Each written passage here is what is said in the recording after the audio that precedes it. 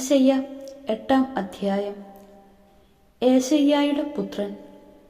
കർത്താവ് എന്നോട് അരുളി ചെയ്തു, വലിയ ഒരു ഫലകം എടുത്ത് സാധാരണമായ അക്ഷരത്തിൽ മാഹർഷലാൽ ഹഷ്ബാസ് എന്ന് ആലേഖനം ചെയ്യുക.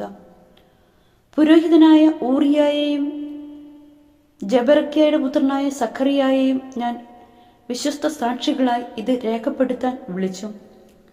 ഞാൻ പ്രവാചികയെ സമീപിക്കുകയും അവൾ ഗർഭം ധരിച്ച് ഒരു പുത്രനെ പ്രസവിക്കുകയും ചെയ്തു. കർത്താവ് എന്നോട് അരുളി ചെയ്തു, അവന് മാഹർഷലാൽ ഹഷ്ബാസ് എന്ന് പേരിടുക. എന്തെന്നാൽ ആ ശിശു അപ്പ അമ്മേ എന്ന് വിളിക്കാൻ പ്രായമാകുന്നതിനു മുൻപ് ദമാസ്കസിന്റെ ധനവും സമരിയായുടെ കൊള്ളസ്വത്തും അസിറിയ രാജാവ് കൊണ്ടുപോകും.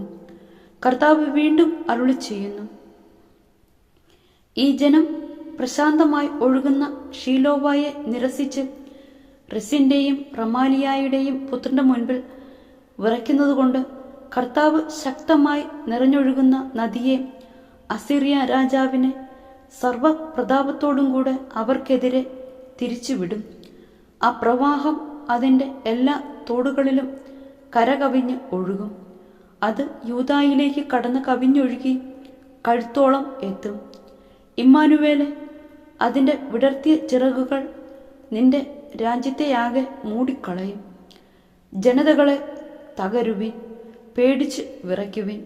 വിദൂര രാജ്യങ്ങളെ ശ്രദ്ധിക്കുവിൻ, അരമുറുക്കുവിൻ, സംഭ്രമിക്കുവിൻ. അതെ, അരമുറുക്കുവിൻ, സംഭ്രമിക്കുവിൻ. നിങ്ങൾ കൂടിയാലോചിച്ചു കൊള്ളുവിൻ, അത് നിഷ്ഫലമായി തീരും. തീരുമാനമെടുത്തുകൊള്ളുവിൻ, അത് നിലനിൽക്കുകയില്ല. ദൈവം ഞങ്ങളോടുകൂടെയുണ്ട്. പ്രവാചകന് മുന്നറിയിപ്പ്. തൻ്റെ ശക്തമായ കരം എൻ്റെ മേൽ വെച്ചുകൊണ്ട് അവിടുന്ന് എന്നോട് അരുളി ചെയ്യുകയും ഈ ജനത്തിൻ്റെ മാർഗത്തിൽ ചരിക്കരുതെന്ന് മുന്നറിയിപ്പ് നൽകുകയും ചെയ്തു. ഈ ജനം സഖ്യമെന്ന് വിളിക്കുന്നതിനെ നിങ്ങൾ സഖ്യമായി കരുതുകയോ ഈ ജനം ഭയപ്പെടുന്നതിനെ ഭയപ്പെടുകയോ ചെയ്യരുത്. പരിഭ്രമിക്കുകയും അരുത്. സൈന്യങ്ങളുടെ കർത്താവിനെ പരിശുദ്ധനായി കരുതുവിൻ, അവിടുത്തെ ഭയപ്പെടുവിൻ.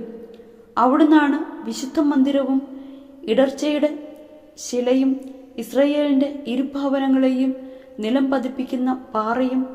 ജെറൂസലേം നിവാസികൾക്ക് കുടുക്കും കെണിയും അവിടുന്ന് തന്നെ. അനേകർ അതിന്മേൽ തട്ടിവീണ് തകർന്നു പോവുകയും കെണിയിൽ കുരുങ്ങി പിടിക്കപ്പെടുകയും ചെയ്യും. ഈ സാക്ഷ്യം ഭദ്രമായി സൂക്ഷിക്കുകയും ഈ പ്രബോധനം എൻ്റെ ശിഷ്യരുടെ ഇടയിൽ മുദ്രവെച്ച് ഉറപ്പിക്കുകയും ചെയ്യുക. യാക്കോബിൻ്റെ ഭവനത്തിൽ നിന്ന് തൻ്റെ മുഖം മറച്ചിരിക്കുന്ന കർത്താവിന് വേണ്ടി ഞാൻ കാത്തിരിക്കുകയും കർത്താവിൽ എൻ്റെ പ്രത്യാശ ഞാൻ അർപ്പിക്കുകയും ചെയ്യും. ഞാനും കർത്താവ് എനിക്ക് നൽകിയ സന്താനങ്ങളും സിയോൻ പർവ്വതത്തിൽ വസിക്കുന്ന സൈന്യങ്ങളുടെ കർത്താവിൽ നിന്നുള്ള ഇസ്രയേലിലെ അടയാളങ്ങളും അത്ഭുതങ്ങളും ആയിരിക്കും. അവർ നിങ്ങളോട് വെളിച്ചപ്പാടന്മാരോടും ചിലയ്ക്കുകയും ഒച്ചയുണ്ടാക്കുകയും ചെയ്യുന്ന മന്ത്രവാദികളോടും ആരായുവിൻ എന്ന് പറയും. ജനം തങ്ങളുടെ ദേവന്മാരോട് ആരായുന്നില്ലേ? ജീവിക്കുന്നവർക്ക് വേണ്ടി മരിച്ചവരോട് ആരായുകയില്ലേ എന്ന് ചോദിക്കും.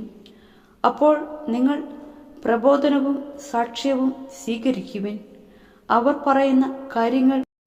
അവർ അത്യധികം കഷ്ടപ്പെട്ടും വിശന്നും ദേശത്ത് അലഞ്ഞു നടക്കും. തങ്ങൾക്ക് വിശക്കുമ്പോൾ അവർ കുപിതരാവുകയും തങ്ങളുടെ രാജാവിനെയും ദൈവത്തെയും ശപിക്കുകയും ചെയ്യും. അവർ മുകളിലേക്കും താഴോട്ടും കണ്ണടയ്ക്കും. എവിടെയും കൊടിയ വേദനയും അന്ധകാരവും കഠോര ദുഃഖത്തിൻ്റെ ഇരുളും. ആ അന്ധകാരത്തിൽ അവർ ആണ്ടുപോകും.